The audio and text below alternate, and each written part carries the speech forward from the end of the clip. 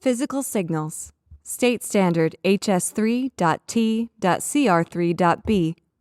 Research and demonstrate effective physical and physiological choices to develop a believable, authentic, and relevant performance in a theatrical work. Acting is the exertion of thoughtful control over the voice and body with the intent to convey information to an audience. Every day, we communicate with other people in the world around us. Acting is another form of communication. It only differs in that acting is a much more controlled and deliberate form of communication than everyday interactions. Good acting conveys specific information to an audience about what a character is doing, saying, thinking, and feeling. Actors have many tools at their disposal that they can use to convey information about a character. We use the words provided for us in the script by the playwright, or even sometimes improvise our own. We use tone, a word that here means a combination of vocal effects that impact the meaning of spoken language, to control not just what our audience hears, but how they understand what they hear. For example, what is the difference between "that's great" and "that's great"?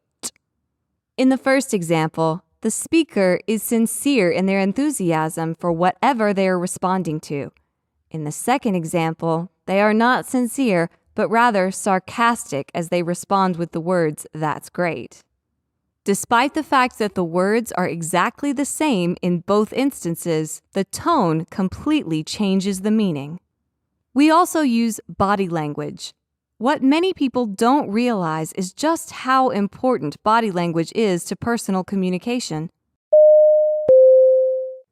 Our facial expressions are a kind of body language, but new actors often forget that the way we hold ourselves, the way we move, also send subconscious signals to our audience about our sincerity, our state of mind, and our feelings toward the person we're interacting with.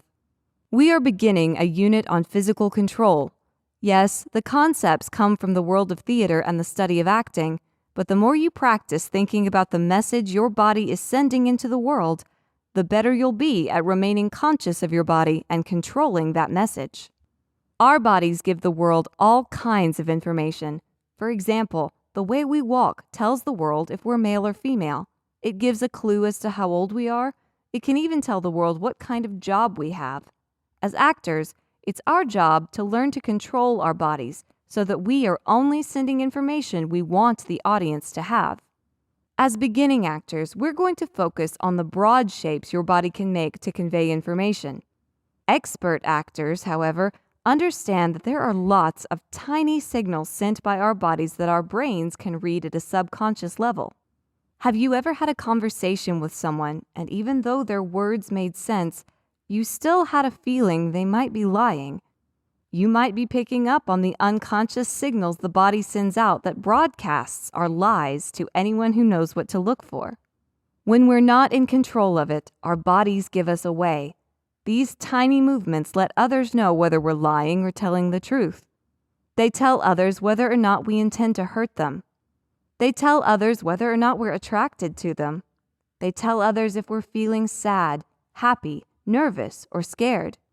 If you've ever watched a movie or a TV show and known one character was attracted to another before they even said anything, you're likely picking up on those kinds of signals.